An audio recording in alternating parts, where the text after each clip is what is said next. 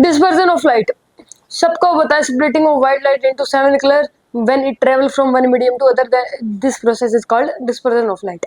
बहुत रट्टे हैं हमारे 9th-10th में। यस, तो इसकी डेफिनेशन तो सुनिए क्या होती है। इसकी definition splitting of white light into 7 colour when it travel from one medium to another medium is called dispersion of light.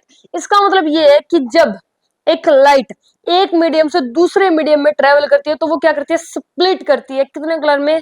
7 colour में। और 7 कलर कौन से होते हैं? VIBGYOR, violet, indigo, blue, green, yellow, orange, red, rainbow. Rainbow ऐसे ही बनता है, इसमें भी ये 7 कलर ही होते हैं, विबग्योर ही फॉर्म करता है वो भी। ठीक है, देखो ये व्हाइट लाइट आ रही है, सन से आ रही है या फिर हम खुद गिर रहे हैं, एक मीडियम से दूसरे मीडियम में जा रही है, एक मीडियम से दूसरे मीडियम में जा रही है, तो इस केस में ये क्या कर रही है, स्प्लिट कर रही है 7 लाइट में। व्हाइट लाइट 7 लाइटों में टूट जाती है। ठीक है, जब वो एक मीडियम से दूसरे मीडियम में ट्रेवल करती है, तो यहाँ से व्हाइट लाइट आई 7 कलर में, ये क्या हो गई, स्प्लिट होगी, विबग्योर। विबग्योर याद करना है, ट्रिक है VIBGYOR. Violet, indigo, blue, green, yellow, orange, red. Okay, तो ये तो सबको पता ही होती है, ये तो एक डेफिनेशन से है। यहाँ पे आगे बढ़ते हैं। देखो हम ना इसमें 3 चीजों की बात करते हैं, एक होता है एन, एक होता है आर, एक होता है एंगल ऑफ डेविएशन। ये क्या होता है? Angle of deviation. सबको पता है ये क्या होता है? Angle of deviation.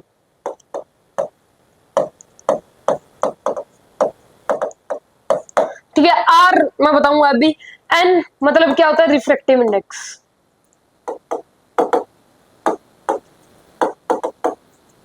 ठीक है, तो डिस्पर्जन ऑफ लाइट में हम 3 चीजों की बातें करते हैं, एक होता है एन, एक होता है आर और एक क्या होता है? Angle of deviation.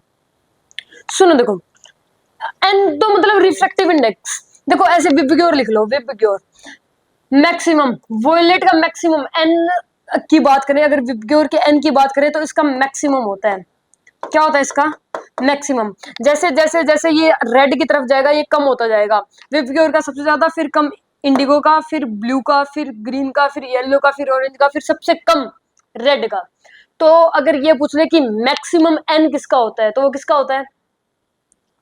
वॉयलेट का होता है। और मिनिमम एन किसका होता है? रेड का होता है। और बाकियों का जो एन है इन दोनों के बीच में होता है, सबसे कम होता है रेड का, सबसे ज्यादा होता है मैक्सिमम का। ये ऐसे डिक्रीज होता रहता है, डिक्रीजिंग ऑर्डर चलता है, मैक्सिमम से कम कम कम कम फिर बिल्कुल कम। ठीक है, आर, आर क्या होता है? सुनो देखो, आर होता है इसके नॉर्मल, और जो ये रेज लाइंस होती हैं, जो ये क्या बनेगी, जो ये 7 कलर की जो ये रे बनेगी, जैसे वॉयलेट की बात कर रहे हैं तो नॉर्मल और वॉयलेट का एंगल कितना है? इतना है। रेड की बात करें तो नॉर्मल से लेके यहाँ तक रेड का एंगल क्या है? इतना है। तो एंगल किसका बड़ा है? रेड का ज्यादा है, और वॉयलेट का क्या है? कम है, यही आर है। ठीक है, एंगल जो नॉर्मल के साथ बनेगा वो आर है। तो मिनिमम वॉयलेट का सबसे कम ही होता है, दिख ही रहा है, देखो ये वॉयलेट का एंगल है, नॉर्मल के साथ अगर वॉयलेट का एंगल बनाएंगे तो ये बहुत छोटा ही आ रहा है, कम ही है यानी। तो और अगर रेड के साथ देखें तो ये बहुत ज्यादा है। तो इस केस में जो ये आर है ये मिनिमम होता है वॉयलेट का, और जो ये आर है ये मैक्सिमम होता है रेड का। ये इंक्रीजिंग में चलता है, कम फिर ज्यादा, फिर ज्यादा, फिर ज्यादा, फिर ज्यादा, फिर ज्यादा, फिर सबसे ज्यादा। तो जो अगर आर पूछ ले कि आर मैक्सिमम किसका होता है, तो वो किसका होता है? रेड का होता है। और मिनिमम पूछ ले तो वॉयलेट का होता है। ये इसका उल्टा होता है, रिफ्रैक्टिव इंडेक्स का अगर अपोजिट है तो वो आर है। अपोजिट है ना, क्योंकि वॉयलेट यहाँ पे मैक्सिमम एन की बात करें तो मैक्सिमम वॉयलेट का है, लेकिन अगर आर की बात करें तो मिनिमम है। और ये एन और ये एंगल ऑफ डेविएशन ये दोनों सेम होते हैं, ये वॉयलेट का ही ज्यादा होता है, मैक्सिमम होता है, और मिनिमम किसका होता है? रेड का होता है। एंगल ऑफ डेविएशन का मतलब क्या है कि जो angle between incident ray and reflective ray is called angle of deviation. यानी कि देखो ये इंसिडेंट रे है, और ये अगर वॉयलेट की बात करें तो ये क्या है? Reflected ray. देखो जानी चाहिए तो जानी तो चाहिए थी ऐसे, जो ये डॉटेड लाइन है ये ऐसे जानी चाहिए थी, ये ऐसे गई, तो ये जो आएगा इन दोनों के बीच का एंगल, इसे ही क्या बोलते हैं? Angle of deviation. तो ये सबसे ज्यादा किसका है? वॉयलेट का है। और रेड का क्या है? सबसे कम है, मतलब जानी चाहिए थी ऐसे, गई ऐसे रेड वाली, तो ये सबसे कम किसका है? रेड का है। सबसे ज्यादा किसका है? वॉयलेट का है। तो इस केस में अगर सबसे ज्यादा एंगल ऑफ डेविएशन है तो वो किसका है, वॉयलेट का होता है। सबसे कम पूछ ले तो वो होता है मिनिमम का। ये भी डिक्रीजिंग में चलते हैं, ठीक है। ये दोनों सेम ऑर्डर में चलेंगे, ये दोनों से अपोजिट में चलेगा। तो एन आर लेमडा समझ में आ गया। एन किसका सबसे ज्यादा होता है, वॉयलेट का। कम किसका होता है, सबसे कम एन किसका होता है, रेड का।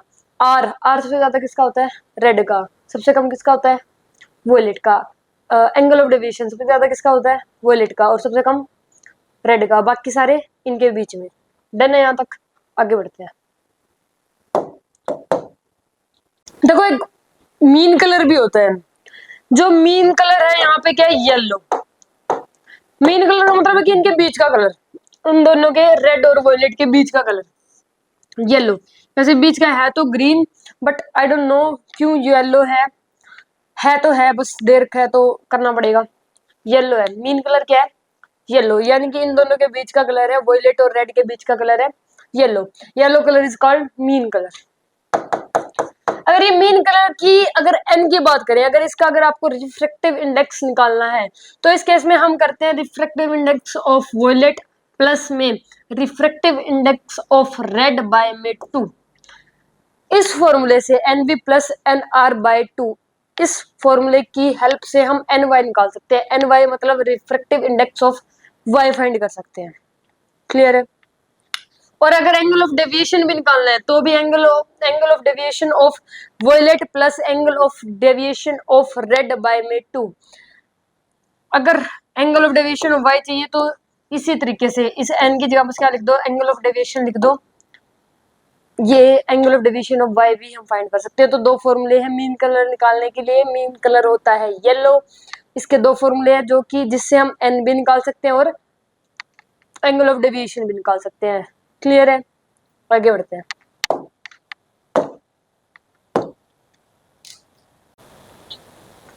एंगुलर डिस्पर्जन थीटा, थीटा से डिनोट करते हैं।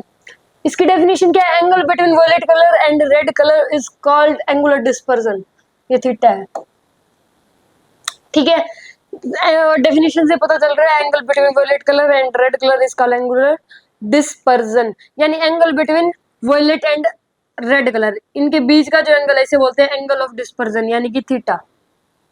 देन ये क्या है, एंगुलर डिस्पर्जन। एक होता है डिस्पर्जन पावर, डिस्पर्जन पावर नहीं डिस्पर्सिव पावर होता है, गलत है ये।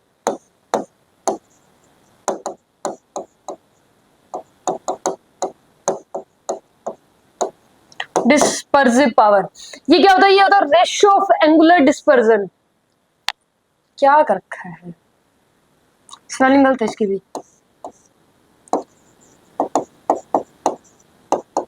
डिस्पर्जन आएगा यहाँ पे भी, हो जाती है एरर, कोई ना। Angle of angular dispersion and deviation in yellow colour is called dispersive power. यहाँ पे ठीक लिखा हुआ है।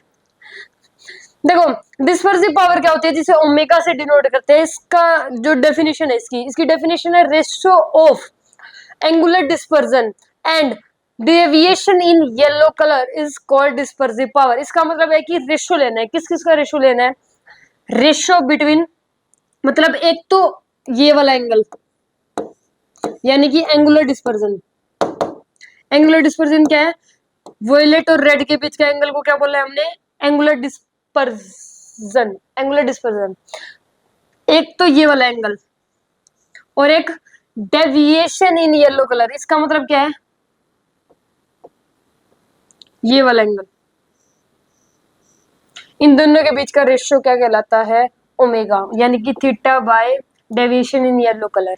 ये क्या कहलाएगा, ओमेगा। ओमेगा मतलब डिस्पर्सिव पावर, ठीक है। इसमें दो बातें की है। एंगल जो रेशियो लेना है वो एंगल कौन से है, एक तो वॉयलेट और रेड के बीच का एंगल और एक डेविएशन इन येलो कलर, ठीक है। यानी कि येलो और जो ये रे है इनके बीच का एंगल, इन दोनों का रेशियो लेंगे तो वो वहां से क्या आ जाएगा, ओमेगा। ओमेगा क्या है, डिस्पर्सिव पावर। इस स्लाइड में दो ही बातें हैं, एक होती है एंगुलर डिस्पर्जन जिसे थीटा से डिनोट करते हैं, एक होती है डिस्पर्सिव पावर जिसे ओमेगा से डिनोट करते हैं। डिस्पर्जन, एंगुलर डिस्पर्जन क्या होता है, angle between violet and red colour is called angular dispersion, theta. Dispersive power क्या होती है, ratio of angular dispersion and deviation in yellow colour is called dispersive power, और इसे डिनोट किससे करते हैं, ओमेगा से। तो omega equal to theta by deviation in yellow colour. Clear है? ओके, ये सारी बातें थी dispersion of light. Dispersion of light के बारे में ये सारी बातें थी, तो ये सारी बातें याद करनी है। वैसे तो 10th में हमने सिर्फ ये पढ़ी थी, splitting of white light into 7 colour when it travel from one medium to another medium, है ना। तभी तो 10th में इतना था। अब इसमें देखो ये आ गया एन आर, ये नई नई चीजें है ना। ठीक है, आगे बढ़ते हैं। Glass slab. अब सुन लो, ये ग्लास स्लैब ये क्या है। देखो, ये एक इंसिडेंट रे है, ये मीडियम 1 है, ये मीडियम 2 है, ये N1 है, ये N2 है, मतलब अलग अलग मीडियम है। यहाँ से इंसिडेंट रे एंटर कर रही है, यानी एक मीडियम से दूसरे मीडियम में ट्रेवल कर रही है, तो बेंड तो होगी, बेंड तो होगी। ये क्या होगी, बेंड होगी, टुवर्ड्स द नॉर्मल होगी। देखो, जानी चाहिए थी ऐसे, लेकिन ये ऐसे होगी, ऐसे जानी चाहिए थी, ऐसे जा रही है, टुवर्ड्स द नॉर्मल होगी। ठीक है, अब एंटर कर रही है तो बाहर भी निकलेगी, एंटर स्लैब है, एयर नहीं है, तो ग्लास स्लैब है, ग्लास है या नहीं। तो ये एंटर कर रही है एक मीडियम से दूसरे मीडियम में। अब ये वाले जो बाहर निकल रही है, ये भी तो एक मीडियम से दूसरे मीडियम में एंटर कर रही है, ट्रेवल कर रही है, एक मीडियम से दूसरे मीडियम में ट्रेवल कर रही है। तो इस केस में सुनो, देखो ये आने वाली रे यानी इंसिडेंट रे है, ये एक मीडियम से दूसरे मीडियम में ट्रेवल कर रही है, इसलिए ये क्या होगी, बेंड होगी, टुवर्ड्स द नॉर्मल होगी। इस केस में ये कौन सा बन जाएगा, एंगल ऑफ इंसिडेंस, ये हो जाएगा angle of refraction, angle I equal angle R. ठीक है, अब ये एंगल आर वाली जो रे है, ये जो रिफ्रैक्टिव रे है, जो रिफ्रैक्टिव रे ऐसे जाएगी। अब ये N2 है, ये N2 है, और ये क्या है यहाँ पे, ये N1 ही है, ये तो सेम ही है, ये वाला और ये वाला तो सेम ही है, ये N1 है। अब ये एक मीडियम से दूसरे मीडियम में ट्रेवल करेगी, देखो यहाँ तक आई, एक मीडियम से दूसरे मीडियम में ट्रेवल करेगी, यानी बेंड होएगा। तो ये ऐसे ही बेंड होगी, कैसे होगी, अवे फ्रॉम नॉर्मल होगी, अवे फ्रॉम नॉर्मल होगी। तो देखो ये कौन सी थी, रिफ्रैक्टिव रे थी, तो इसे बोलते हैं एंगल आर। अब जो ये बाहर जाने वाली जो रे होगी, इसे बोलेंगे इमरजेंट रे। क्या बोलेंगे, इमरजेंट रे। देखो, एंटर करी, उसे बोला इंसिडेंट रे, बेंड होगी, इसे बोला रिफ्रैक्टिव रे, रिफ्रैक्टिव रे आगे जाके फिर दोबारा से बेंड होगी, अवे फ्रॉम नॉर्मल होगी, क्योंकि ये एक मीडियम से दूसरे मीडियम में ट्रेवल कर रही थी। तो इस केस में ये तो रिफ्रैक्टिव रे थी, लेकिन जो ये वाली रे है, इसे बोलते हैं इमरजेंट रे। क्या बोलेंगे इसे, इमरजेंट रे। ये नई रे, नया नाम आया है, इमरजेंट रे। ठीक है, देखो जानी चाहिए थी ऐसे, लेकिन गई ऐसे। तो जो ये इसके पैरेलल में अपने एक्चुअल पाथ को छोड़ के, हाँ, अपने एक्चुअल पाथ को छोड़ के जो ये पैरेलल में शिफ्ट हो जाती है, इसे बोलते हैं लेटरल शिफ्ट। क्या बोलते हैं इसे, लेटरल शिफ्ट। ठीक है, क्या बोलेंगे इसे, लेटरल शिफ्ट। ओके, वहां पे आ जाते हैं। ठीक है, in a glass slab incident ray and emergent ray are always parallel to each other.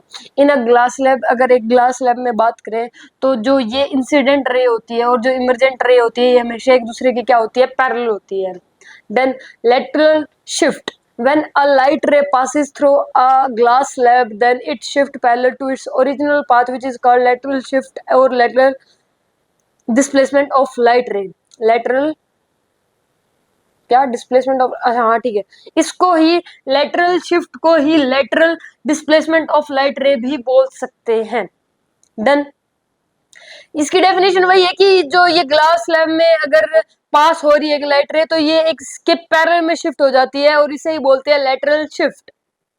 ठीक है, और इसे बोल सकते हैं lateral displacement of light ray. Shift, इस शिफ्ट की वैल्यू भी होती है, ये होती है T second R sine I minus R. Shift की जो वैल्यू होती है, ये कहां से ये आगे प्रूफ करेंगे। अभी याद कर लो कि जो शिफ्ट की वैल्यू होती है वो होती है T second R sine I minus R, और angle I equal to angle E होता है, यानी ये एंगल आई ये एंगल ई के इक्वल होता है। कैसे इक्वल होता है, सुनो देखो, यहाँ पे स्नेल्स लॉ लगेगा। कौन सा लॉ लगेगा, स्नेल्स लॉ। कैसे लगेगा, क्या होता है, N1 यहाँ पे लगा रहे हैं, एक बार यहाँ पे लगा रहे हैं, N1 सॉरी हाँ N1 sine I equal to N2 sine R. ठीक है, अब यहाँ पे लगा देते हैं। ठीक है, यहाँ पे लगा देते हैं, तो यहाँ पे क्या आ जाएगा, अब ये मीडियम कौन सा होगा, इसका N2 आएगा, यहाँ पे बाहर n1 है, ये n2 लेंगे तो यहाँ पे n2 साइन ई, साइन ई होगा इक्वल टू में,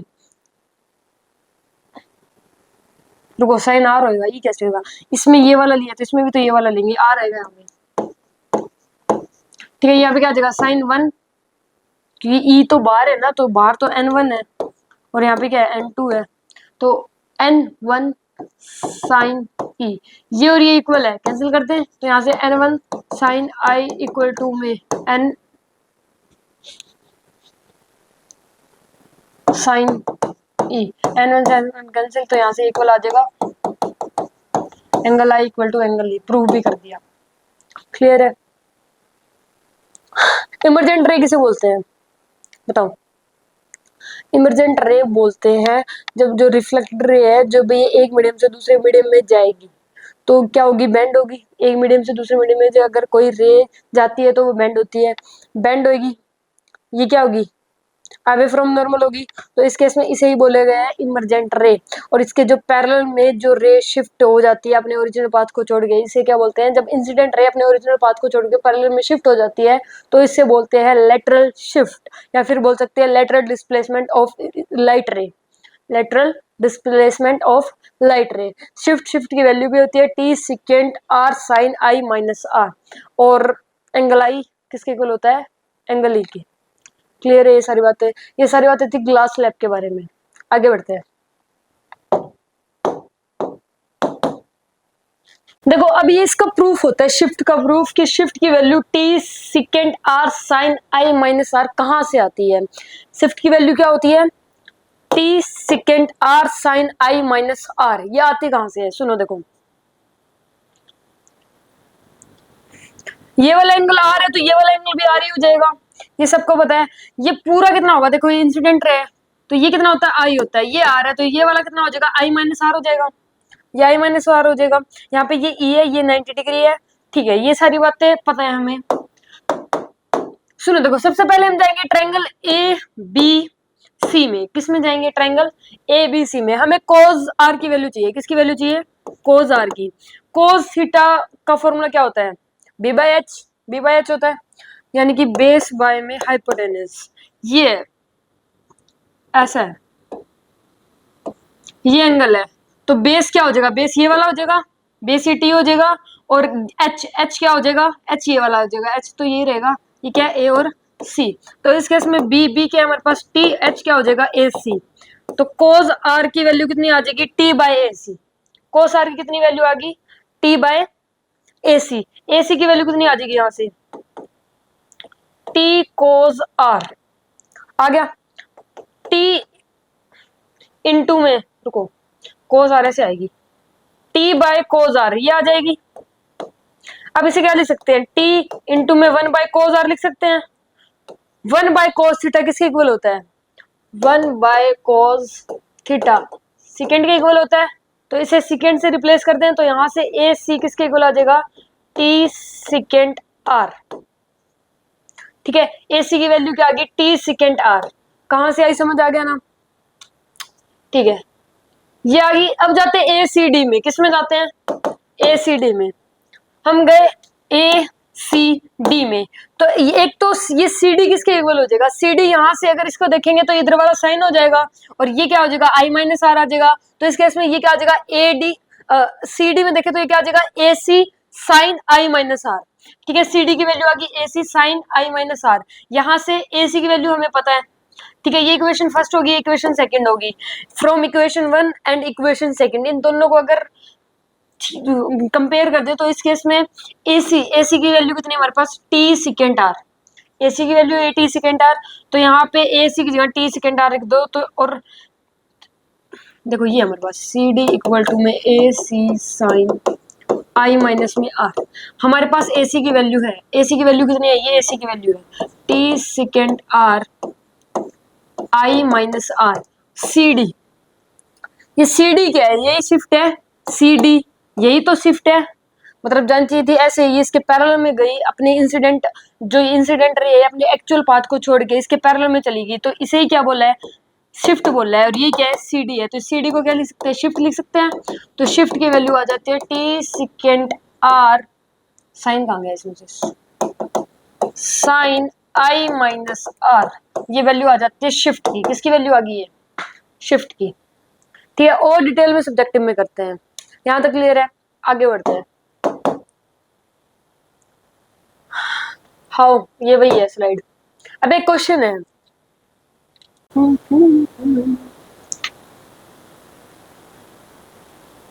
देखो क्या चाहिए हमें, शिफ्ट, शिफ्ट की वैल्यू चाहिए, इसकी वैल्यू चाहिए हमें। फॉर्मूला पता ही है हमें, फॉर्मूला लगाएंगे। पहले इस आर की वैल्यू फाइंड करनी पड़ेगी।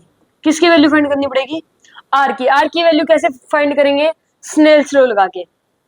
यहाँ पे लगा देंगे, ये आ जाएगा। देखो कैसे लगाएंगे, क्या होता है Snell's law, n1 sine I equal to में n2 साइन आर, यही होता है।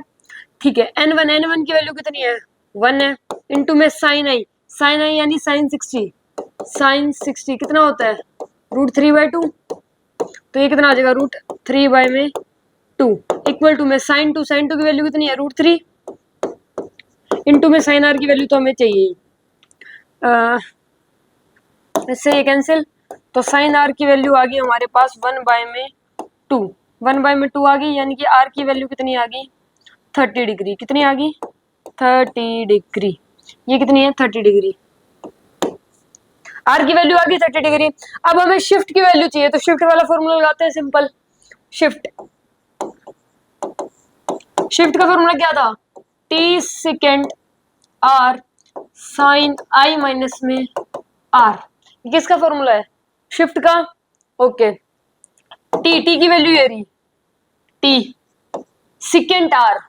देखो कोस आर तो हमें पता है, कोस आर कितना है हमारा, कोस आर की वैल्यू ये रही हमारी, कोस आर यानी कि कोस 30। आर की वैल्यू पता है, कोस 30 कितना होता है, √3/2 होता है।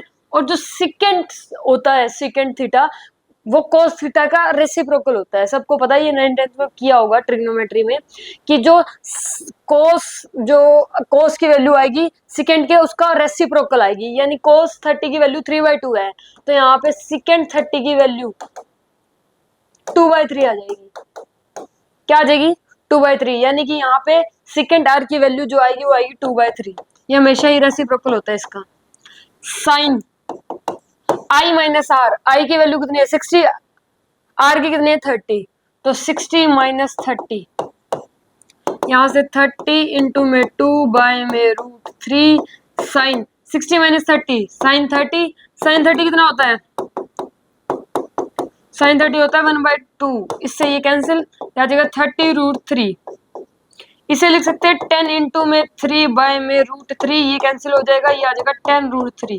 तो शिफ्टिंग की वैल्यू जो आई है वो कितनी आ जाएगी, शिफ्टिंग की वैल्यू आ जाएगी यहाँ से 10√3। क्लियर है, शिफ्ट वो है 10√3 मीटर। डन, क्लियर है, ओके आगे बढ़ते हैं।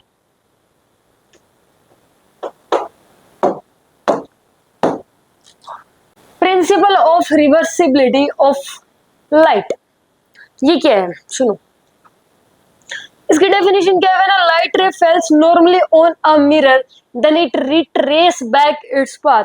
जब कोई भी लाइट रे नॉर्मली एक मिरर पे फेंकते हैं, डालते हैं, कुछ भी मान लो, तब वो रिट्रेस कर जाती है बैक इट्स पाथ। मतलब इसका मतलब ये है कि वो जिस पाथ से आती है उसी पाथ से वापस चली जाती है।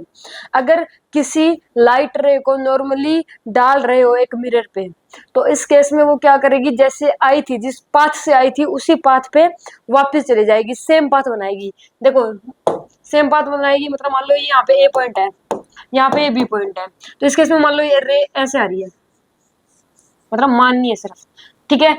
तो जैसे ये आई है ना मिरर पे, अगर मान लो यहाँ पे नॉर्मली डाल रहे हैं, नॉर्मली डाल दी हमने यहाँ पे, तो जिस पाथ से ये आई है उसी पाथ से वापस चली जाएगी, ठीक है। देखो इसमें समझो, देखो यहाँ पे अलग अलग मीडियम है, यहाँ पे मीडियम अलग है, यहाँ पे अलग है, यहाँ पे अलग, यहाँ पे ऐसे अलग अलग मीडियम है सारे। ये N1 है, N2 N3 N4 N5 N6, ये सारे क्या है, अलग अलग मीडियम है। इस केस में देखो लाइट डाल दी, ये लाइट आई एक मीडियम से दूसरे मीडियम में ट्रेवल कर रही है, तो बाइंड तो होगी, बेंड होगी। अवे फ्रॉम नॉर्मल भी हो सकती है, टुवर्ड्स द नॉर्मल भी हो सकती है। इस केस में देखो क्या हो रही है, ये टुवर्ड्स द नॉर्मल हो रही है ना। ये देखो ऐसे आई, जन जी थी ऐसे गई ऐसे, क्या हो रही है ये टुवर्ड्स द नॉर्मल हो रही है। टुवर्ड्स द नॉर्मल हो रही है तो इसका मतलब क्या है, ये वाला कौन सा होगा, रेयर होएगा और ये वाला डेंसर होएगा। क्योंकि हमने पढ़ रखा है कि जब लाइट रे एक मीडियम से दूसरे मीडियम में ट्रेवल करती है तो वो क्या होती है, बेंड होती है। और जब वो रेयर टू डेंसर करती है तो वो होती है टुवर्ड्स द नॉर्मल। जब light ray rare to denser medium move करती है, ट्रेवल करती है, तो इस केस में वो बेंड हो गए कैसे हो जाती है, बेंड कैसे होती है, टुवर्ड्स द नॉर्मल होती है। इस केस में देखो, इस केस में ये क्या हो रही है, अवे फ्रॉम नॉर्मल हो रही है, तो ये डेंसर है तो ये रेयर होएगा, क्योंकि डेंसर टू रेयर मूव करती है, तो इस केस में लाइट रे अवे फ्रॉम नॉर्मल हो जाती है। डन है। देखो ऐसे करते करते करते ये अपना अलग पाथ बना रही है, सारे अलग अलग एंगल है, यहाँ पे कुछ एंगल है, यहाँ पे कुछ है, यहाँ पे कुछ है, यहाँ पे कुछ है, ठीक है, ये ऐसा पाथ बना रही है। ये मिरर है, मिरर पे नॉर्मली डाल दी, नॉर्मली रे, तो इस केस में ये क्या कर देती है, रिट्रेस बैक इट्स पाथ, जिस पाथ से ये आई थी वैसे ही पाथ से वापस चली जाएगी। देखो ये व्हाइट, जो ये व्हाइट एरो ये दिखा रहा है जाने वाली, और ये रेड दिखा रहा है आने वाली। जैसे व्हाइट है वैसे ही रेड है, मतलब जैसे ये जा रही है, ठीक है, वैसे ही ये वापस आ रही है। तो principle of reversibility of light का मतलब ये है कि when a light ray falls normally on a mirror, जब एक मिरर पे नॉर्मली हम लाइट डाल देते हैं तो इस केस में वो क्या कर देती है, it retrace back its path. इसका मतलब है कि वो जिस पाथ से आती है उसी पाथ से वापस चली जाती है। मिरर में भी हमने ये किया था कि अगर उसके नॉर्मली हम डाल रहे हैं कोई भी, तो वापस वो उसी रास्ते से जाती है, वो हर जगह वैलिड है, ठीक है। नेक्स्ट आगे,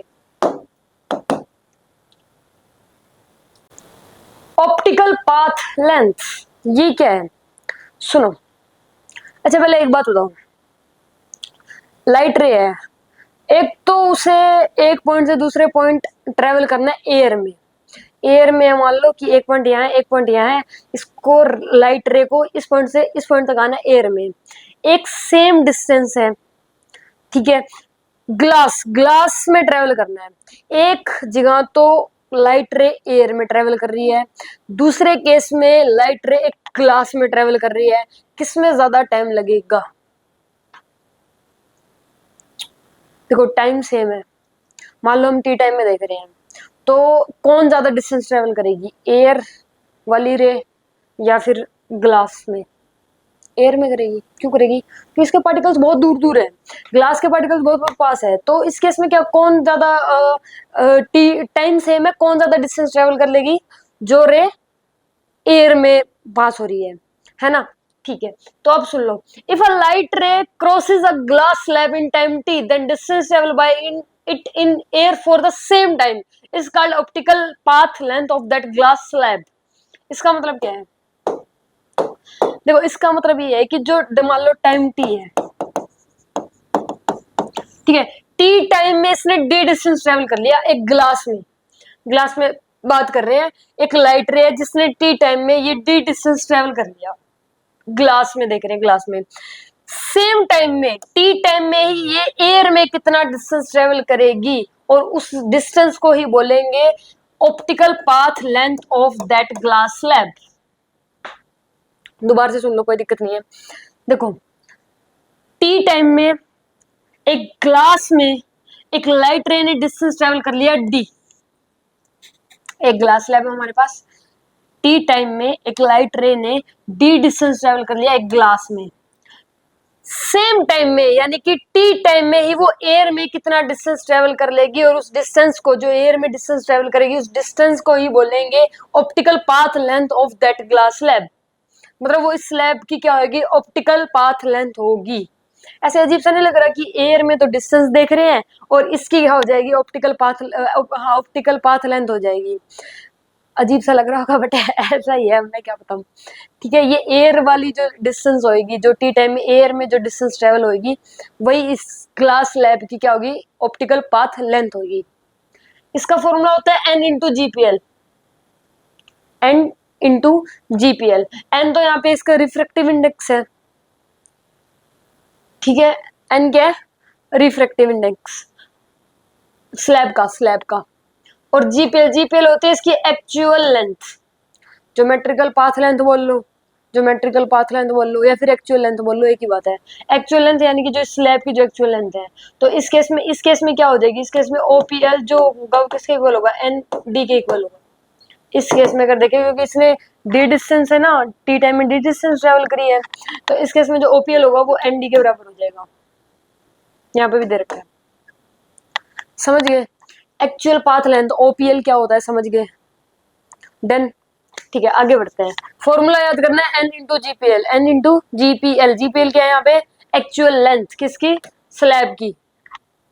आगे बढ़ते हैं।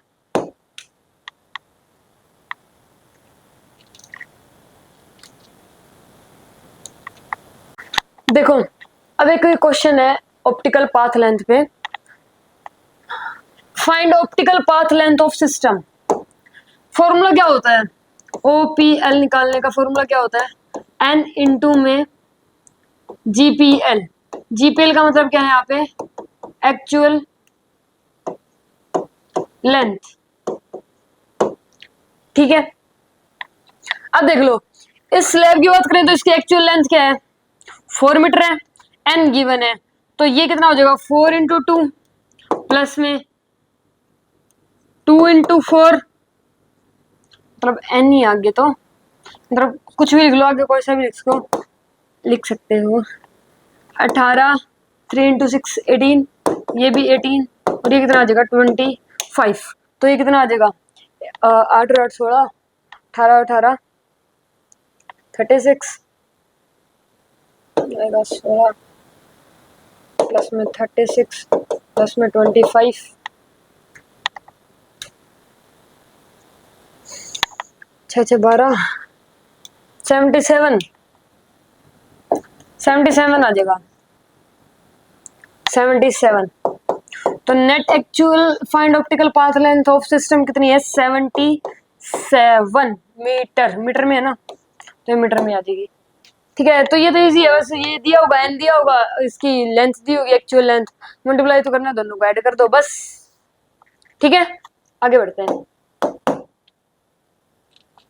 अब ये प्रूफ है कि ये आता कहां से है, मतलब जो एन डी हमने निकाला था ये आता कहां से है।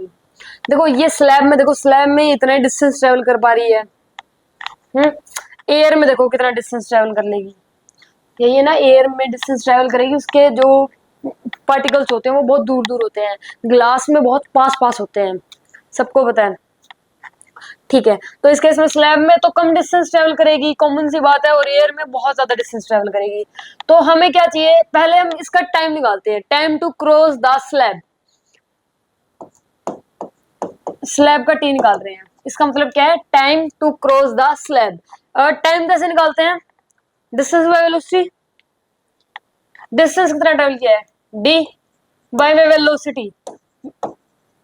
कैसे फाइंड करते हैं, वी एयर बाय में एन करके, ये हम पढ़ चुके हैं, दूसरी स्लाइड में था शायद ये। तो यहाँ पे क्या आ जाएगा, वी एयर बाय में एन आ जाएगा, तो यहाँ से टी की वैल्यू क्या आ जाएगी, एन डी बाय में वी एयर।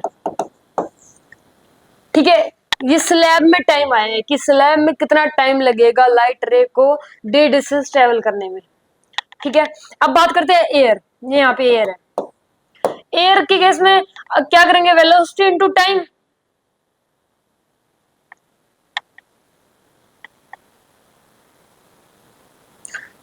क्या कर दिया, वेलोसिटी इनटू में टाइम कर दिया, वेलोसिटी यही है, इनटू में टाइम। जो टाइम लेना वो ये वाला लेंगे, क्योंकि टाइम तो सेम ही लगेगा ना। मैंने बताया था ना कि स्लैब में भी टाइम से में टी है, और एयर के केस में भी क्या है, टी है। डिस्टेंस यही तो था ना कि टी टाइम में स्लैब में डी डिस्टेंस ट्रेवल करेगा, तो इसमें कितनी करेगा, वही उसकी क्या थी, ओपीएल थी, मतलब ऑप्टिकल पाथ लेंथ। तो टी दोनों के लिए सेम है, तो टी हमने फाइंड कर लिया, एक का फाइंड कर लिया, दूसरे का भी वही है। तो यहाँ से क्या आ जाएगा, N D by V R आ जाएगा। डिस्टेंस ट्रेवल निकालना है तो वेलोसिटी इनटू टाइम कर देंगे, डिस्टेंस ट्रेवल निकालना है ना, तो क्या कर देंगे, वेलोसिटी इनटू टाइम कर देंगे।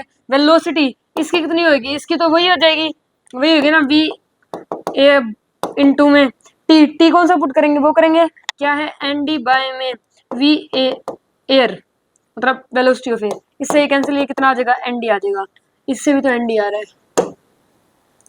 तो दोनों को प्रूफ कर दिया, यही है हमारा प्रूफ, कर दिया, ठीक है। फिर इसका मतलब ये है, इस फॉर्मूले से जो आंसर आ रहा है इस तरीके से भी वही आंसर आ रहा है, तो इसका मतलब ठीक है। क्लियर है यहाँ तक? आगे बढ़ते हैं। क्रिटिकल एंगल, जिसे थीटा सी से डिनोट करते हैं, ये क्या है, एक क्रिटिकल एंगल। क्रिटिकल एंगल क्या होता है, देखो समझो, सुनो। ये सबसे पहले क्रिटिकल एंगल की बात तभी करते हैं जब लाइट रे डेंसर टू रेयर मूव करती है। कभी भी बात करेंगे, कभी भी अगर बात करेंगे क्रिटिकल एंगल की, तो हमेशा ही तब बात करेंगे जब लाइट रे कहां से कहां ट्रेवल कर रही है, डेंसर टू रेयर। अगर रेयर टू डेंसर कर रही है तो उस केस में कोई क्रिटिकल एंगल की बात नहीं करते। अगर light ray rare to denser move कर रही है तो इस केस में क्रिटिकल एंगल की बात करते हैं। ऐसा क्यों, वो मैं बताऊंगा, बट एक बार याद कर लो कि जब डेंसर से रेयर ट्रेवल करती है लाइट रे, तभी ही क्रिटिकल एंगल की बात करते हैं। क्लियर है? ओके। देखो ये क्या होता है, देखो जैसे जैसे जैसे ये एंगल है, ये डेंसर टू रेयर आ रहा है, लाइट रे कहां से आ रही है, डेंसर टू रेयर आ रही है, तो ये क्या होगी, अवे फ्रॉम नॉर्मल हो जाएगी। बेंड करके कैसे हो जाएगी, अवे फ्रॉम नॉर्मल हो जाएगी। जैसे जैसे इसको इंक्रीज करेंगे, जैसे जैसे इसको इंक्रीज करेंगे, वैसे वैसे ये ऐसे ऐसे होती जाएगी। मतलब मान लो अब यहाँ पे कर दिया, ऐसे कर दिया, तो ये कुछ ऐसे जाएगी, ठीक है। इसको ऐसे कर दिया तो अभी कुछ ऐसे जाएगी। तो एक इंसिडेंस पे जो ये रिफ्रैक्टिव रे है, ये क्या हो जाएगी, क्या कर जाएगी, ग्रेस कर जाएगी। क्या कर जाएगी, ग्रेस कर जाएगी, यानी ये क्या बना लेगी, नॉर्मल के साथ 90 डिग्री का एंगल बना लेगी, और इसे ही बोलते हैं क्रिटिकल एंगल। मतलब इस ये आई का एंगल कुछ इतना हो जाएगा कि जो रिफ्रैक्टिव रे है ये क्या कर जाएगी, ग्रेस कर जाएगी। ग्रेस कर जाएगी का मतलब है कि जो ये नॉर्मल के साथ क्या कर लेगी, नॉर्मल के साथ 90 डिग्री एंगल बना लेगी। इसे ही बोलते हैं क्रिटिकल एंगल। क्या बोलते हैं इसे ही, critical angle. a particular angle of incidence corresponding to which angle of refraction is 90 degrees called critical. It is defined only when light ray travel from denser to rare. ये तभी define होता है जब ये डेंसर टू रेयर जाता है, और एक इंसिडेंस पे जो एंगल है, एंगल ऑफ रिफ्रैक्शन है, वो क्या हो जाए, 90 डिग्री हो जाए, तो उसे बोलते हैं क्रिटिकल एंगल। अगर ये रेयर टू डेंसर जाती है तो ये क्यों नहीं हम क्रिटिकल एंगल की बात करते हैं, क्योंकि रेयर टू डेंसर जाएगी। अगर मान लो रेयर टू डेंसर जा रही है तो इस केस में मान लो ये है रेयर, ये डेंसर, ठीक है, ये N2 है, ये N1 है, ऐसे मान लेते हैं, N1 ही मान लेते हैं, चलो ठीक है, जैसे वैसे मान लिया। तो इस केस में रेयर टू डेंसर जाएगी, रेयर टू डेंसर जाती है तो क्या होती है, टुवर्ड्स द नॉर्मल होती है। जब भी लाइट रे ट्रेवल करती है रेयर टू डेंसर, तो उस केस में बाइंड कैसे बाइंड करती है, टुवर्ड्स द नॉर्मल करती है, टुवर्ड्स द नॉर्मल करती है ना। तो टुवर्ड्स द नॉर्मल करेगी, तो अगर इसको मान लो ऐसे करेंगे तो ये तो और ऐसे हो जाएगी, इसको ऐसे करेंगे तो ये और ऐसे हो जाएगी, तो ये 90 डिग्री तो कभी बना ही नहीं पाएगी नॉर्मल के साथ। तो जब रिफ्रैक्टिव रे क्या बना ले, 90 डिग्री बना ले नॉर्मल के साथ, उसे ही बोलते हैं क्रिटिकल एंगल। अब ये जैसे जैसे इसको बढ़ाएंगे ना, तो एक ये कंडीशन आ जाएगी कि ये क्या कर जाएगा, ग्रेस कर जाएगा। जो रिफ्रैक्टिव रे है, जो ये इंसिडेंट है, ये रिफ्रैक्टिव रे है, ये क्या कर जाएगी, ग्रेस कर जाएगी। ग्रेस कर जाएगी तो ये क्या बन जाएगा, नॉर्मल के साथ 90 डिग्री का एंगल बन जाएगा। इसे ही बोलते हैं क्रिटिकल एंगल। ठीक है, ये हमेशा ही हम बात करते हैं जब लाइट रे कहां से कहां मूव करेगी, डेंसर टू रेयर मूव करेगी। डन है यहां तक? ओके, आगे बढ़ते हैं। Total internal refraction, TIR, total internal reflection, इसका मतलब क्या है, कहते हैं हम तो रिफ्रैक्शन पढ़ रहे थे, ये रिफ्लेक्शन कहां से आ गया।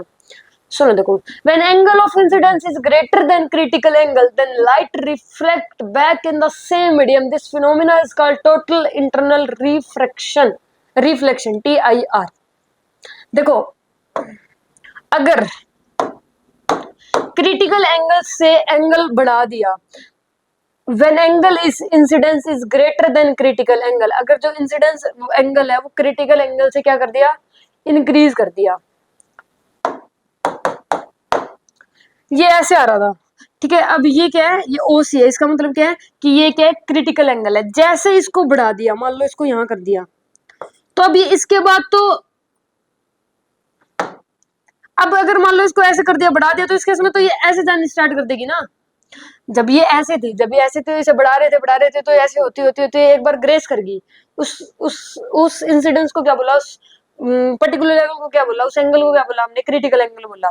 लेकिन क्रिटिकल एंगल से अगर मान लो एंगल बढ़ा दिया तो इस केस में ये ऐसे चली जाएगी, ऐसे जाएगी, बढ़ाते जाओ ऐसे चली जाती जाएगी। तो ऐसा कब होता है, किस केस में होता है ये, मिरर के केस में किया था ना हमने कि इंसिडेंस रे आती है, रिफ्लेक्टेड रे जाती है, वैसा ही सेम नहीं बन गया ये मिरर की तरह ही नहीं बन गया। अगर मान लो ये मिरर की तरह बन गया, ये इंसिडेंस आ रही है, रिफ्लेक्टिव जा रही है ना। तो इस केस में अगर क्रिटिकल एंगल से एंगल अगर हम इंक्रीज करते हैं, एंगल ऑफ इंसिडेंस जो एंगल है अगर वो क्रिटिकल एंगल से हमने क्या कर दिया, ग्रेटर कर दिया यानी बढ़ा दिया, तो इस केस में लाइट रिफ्लेक्ट कर जाती है, ये रिफ्रैक्ट नहीं करेगी, फिर रिफ्लेक्ट कर जाएगी। ठीक है, in the same medium, same medium में करती है। और इसे ही बोलते हैं टोटल इंटरनल रिफ्लेक्शन। क्या बोलते हैं इसे, टोटल इंटरनल रिफ्लेक्शन, TIR। जैसे ही हमने क्रिटिकल एंगल से एंगल बढ़ाया तो इस केस में जो लाइट रे वो क्या कर जाएगी, रिफ्लेक्ट कर जाएगी इन द सेम मीडियम में रिफ्लेक्ट कर जाएगी। ठीक है, और इसे बोलते हैं TIR। देखो ये क्या है, एंगल एनालिसिस इन TIR। देखो अगर मान लो T की वैल्यू 0 है तो R की वैल्यू भी 0 ही होगी, क्योंकि नॉर्मली जा रही है, जैसे आएगी वैसे ही जाती जाएगी, है ना, नॉर्मली है। इस केस में केस नंबर टू में क्या कर रहा है, अगर मान लो क्रिटिकल आई बढ़ा है, क्रिटिकल एंगल से आई नहीं, क्रिटिकल एंगल बढ़ा है आई से, तो इस केस में 90 भी बढ़ा होगा किससे, आर से। अभी क्रिटिकल एंगल क्या है, बड़ा है आई से, तो इस केस में 90 डिग्री भी क्या होगी, बड़ी होगी आर से। अगर मान लो आई किसके इक्वल है, क्रिटिकल एंगल के इक्वल है, तो इस केस में आर भी किसके इक्वल हो जाएगा, 90 डिग्री की इक्वल हो जाएगा। अगर बढ़ा दिया, आई बड़ा कर दिया क्रिटिकल एंगल से, तो आर इक्वल टू आई हो जाएंगे, क्योंकि ये इक्वल ही होते हैं ना, हमने पढ़ा angle I equal to angle R होते हैं, यही होता है। तो ये क्या हो जाएंगे, एक दूसरे के इक्वल हो जाएंगे। अगर एंगल को क्रिटिकल एंगल से बढ़ा दिया तो उस केस में एंगल आई और एंगल आर क्या हो जाएंगे, इक्वल हो जाएंगे, और ये सेम मीडियम में होता है। अगर मान लो आई को 90 कर दिया, ये नहीं बात है, अगर आई को मान लो 90 कर दिया तो इस केस में आर भी 90 हो जाएगा। आई को 90 कर दिया तो आर भी जैसे आएगी, क्योंकि ये क्या हो जाएगा, नॉर्मली हो जाएगी, जैसे आएगी वैसे ही जाती जाएगी, कोई ना डिफ्लेक्शन आएगा, डिफ्लेक्शन क्या, डेविएशन। अगर आई क्या है 90 डिग्री है तो उस केस में आर भी क्या हो जाएगा, 90 डिग्री हो जाएगा। ये 5 केस है जो कि याद करने हैं, 5 केस है जो कि क्या करने हैं, याद करने हैं। केस नंबर फर्स्ट में क्या है, अगर आई की वैल्यू 0 है तो आर की वैल्यू भी क्या होगी, 0 ही होगी। ठीक है, केस नंबर 2, अगर क्रिटिकल एंगल आई से बड़ा है तो इस केस में 90 भी आर से बड़ा होगा। केस नंबर थर्ड में क्या है कि अगर आई क्रिटिकल एंगल के इक्वल है तो उस केस में आर भी 90 के इक्वल हो जाएगा। केस नंबर फोर्थ में क्या है कि अगर मान लो आई को बढ़ा दिया, क्रिटिकल एंगल से आई को बढ़ा दिया, तो उस केस में आर क्या हो जाएगा, आई के इक्वल हो जाएगा। आर किसके इक्वल हो जाएगा, आई के इक्वल। अगर आई 90 डिग्री है तो उस केस में आर भी 90 डिग्री हो जाएगा। ये 5 बातें हैं जो कि याद करनी है। ठीक है, TIR की बातें हैं ये, और ये याद करनी है, पांचों की पांचों बातें। ठीक है, नेक्स्ट टॉपिक पे बढ़ते हैं।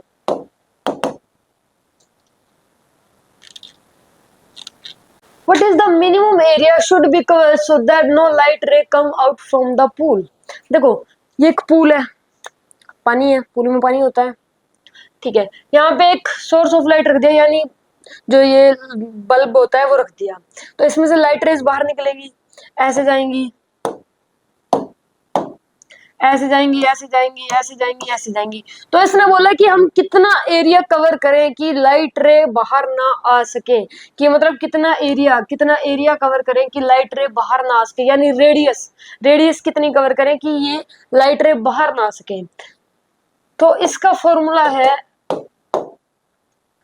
आर नोड निकालने का। मान लेते हैं रेडियस आर नोड की मान लेते हैं, अगर डायमीटर की बात करें तो 2 से मल्टीप्लाई कर देंगे। ठीक है, तो इसका फॉर्मूला होता है n1d बाय n2 का स्क्वायर माइनस n1 का स्क्वायर पूरे का अंडर रूट।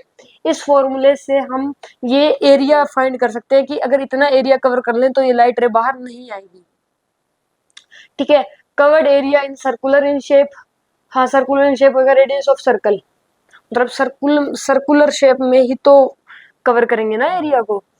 ठीक है, तो वैल्यू क्या होती है इसकी, आर नोट की वैल्यू क्या होती है, n1d बाय n2 का स्क्वायर माइनस में n1 का स्क्वायर पूरे का अंडर रूट। ठीक है, ये आता कहां से है, सुन लो इसका प्रूफ।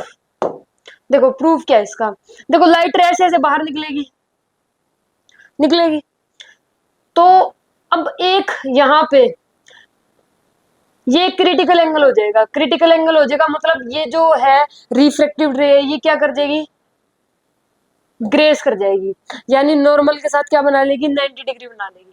90 डिग्री बना लिया, ये क्रिटिकल एंगल है। देखो क्रिटिकल एंगल के केस में रिफ्रैक्टिव रे देखो जानी होगी, ये अंदर वाली ऐसे, ये वाली ऐसे बाहर क्रॉस करेगी, ठीक है, बाइंड बूंड करके बाहर क्रॉस कर जाएगी, मतलब उसे तो हम कवर कर सकते हैं, ये हमें पता है। लेकिन क्रिटिकल एंगल पे क्या हो जाएगा, ये क्या हो जाएगी, 90 डिग्री हो जाएगी, मतलब नॉर्मल के साथ 90 डिग्री बना लेगी।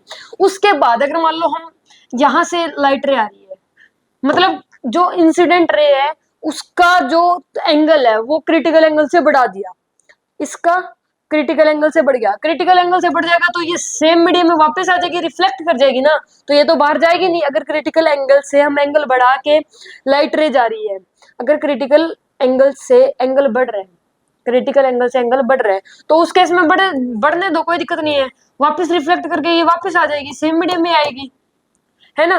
तो लास्ट ये क्रिटिकल एंगल आएगा, क्रिटिकल एंगल के केस में क्या कर जाएगी, जो रिफ्लेक्टिव रे है वो क्या बना लेगी, 90 डिग्री बना लेगी, किसके साथ, नॉर्मल के साथ। ठीक है, यहां तक बना लिया, तो इसमें हम क्या लगाएंगे, इसमें लगाएंगे स्नेल्स लॉ। एक यहाँ पे लगाते हैं पहले, तो ये क्या हो जाएगा, ये हो जाएगा n1 sin 90 इक्वल टू में n2 sin क्रिटिकल एंगल। ठीक है, इसे सॉल्व करेंगे, sin 91 होता है तो n1 इक्वल टू में n2 sin थीटा सी। साइन थीटा की वैल्यू क्या होती है, p बाय एच होती है। p परपेंडिकुलर क्या है, परपेंडिकुलर इस केस में n1 है, n1 है ना परपेंडिकुलर, और h क्या है, n2 है, h क्या है, n2 है, यहाँ पे ये n1 है और यहाँ पे ये n2 है, तो p by H n1 by n2। b कैसे आ जाएगा, इसका स्क्वायर प्लस में इसका स्क्वायर, माइनस आएगा ना, क्योंकि अगर हाइपोटेनस निकालते हैं तो प्लस करते हैं, लेकिन बेस निकालते हैं तो माइनस करते हैं, तो इसका स्क्वायर माइनस में इसका स्क्वायर पूरे का अंडर रूट, यहाँ से बेस आ जाएगा। टेंजेंट थीटा क्या होता है, perpendicular by base, perpendicular by base होता है, परपेंडिकुलर हमें पता है क्या है, n1 है, बेस ये फाइंड किया है, यहाँ पे पुट कर दो, p बाय b की वैल्यू पुट कर दी, तो यहाँ से टेंजेंट थीटा की जो वैल्यू है, p क्या है इसमें, परपेंडिकुलर बाय में बेस, हाँ परपेंडिकुलर बाय में बेस, तो दो बन सकते हैं ना, एक तो ये यहां से हमने p बाय एच किया, एक p बाय एच ये भी हो सकता है, r बाय डी। तो फ्रॉम इक्वेशन 1 एंड सेकंड, इससे दोनों को इक्वेट कर सकते हैं, क्योंकि दोनों में टेंजेंट थीटा दोनों लेफ्ट साइड वाले इक्वल है, लेफ्ट साइड वाले इक्वल है ना, तो राइट साइड वाले कर सकते हैं हम इक्वल। तो ये हमने क्या कर दिया, इक्वल कर दिया, ये और ये इक्वल कर दिया, तो यहां से इसे सोल्व करोगे ना तो ये वैल्यू आ जाती है, देखो ये आ गई, ये वैल्यू आ गई, आर नॉट इक्वल टू में n1d बाय n2 का स्क्वायर माइनस n1 का स्क्वायर पूरे का अंडर रूट। और अगर ये एक डायरेक्ट क्वेश्चन आ जाता है, अगर ये पता है तो ये सोल्व करने की जरूरत नहीं है। अगर मान लो n1 की वैल्यू क्या है, 1 है, यानी बाहर एयर है, और n2 की वैल्यू क्या है, 4/3, यानी इसमें वाटर है, बाहर एयर है और वाटर है, तो इस केस में r की जो वैल्यू आती है वो आती है 3d बाय रूट 7। क्या आती है, 3d बाय रूट 7, यानी कि अगर n की वैल्यू अगर इस फॉर्मूले में पुट करके देखना चाहते हो तो n की वैल्यू 1 पुट कर लो और n2 की वैल्यू 4/3 पुट कर लो, यही आता है। तो सीधा ये आ जाता है कि बाहर एयर का दे दिया, मान लो n1 है एयर और डेंसर है 4/3, तो इस केस में अगर r नोड की वैल्यू पूछ रहे यानी कितना एरिया कवर कर ले, तो उसका रेडियस का फॉर्मूला होता है 3d बाय रूट 7। ठीक है, कुछ नहीं किया, स्नेल्स लॉ लगाया, स्नेल्स लॉ बाद साइन थीटा की वैल्यू निकाली, टेंजेंट थीटा की दो वैल्यू निकाल सकते थे, दो वैल्यू निकाली, दोनों को इक्वेट कर दिया, आंसर आ गया, बस क्लियर है, इजी है, हो जाएगा। ओके